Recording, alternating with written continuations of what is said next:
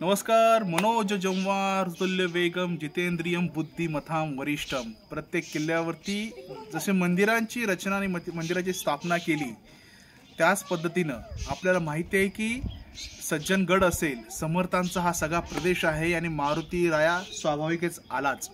सदाशिवगडमध्ये आल्यानंतर बरोबर शंकराच्या मंदिरासमोर आपल्याला हा मारुती राया विराजमान झालेला दिसेल आणि ह्या त्या अथांग परिसराकडे पाहतोय, जो परिसर कृष्ण आणि कोयनेने समृद्ध झालेला आहे.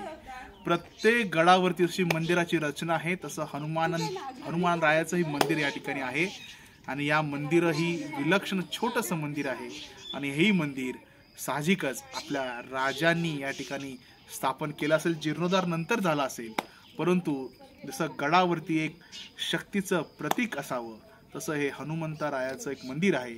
समोर भक्तीचं प्रतीक असलेला शंकर आणि त्याच्या समोर शक्तीचं प्रतीक असलेला हनुमंतराय या सदाशिव गडावरती विराजमान आहे. धन्यवाद.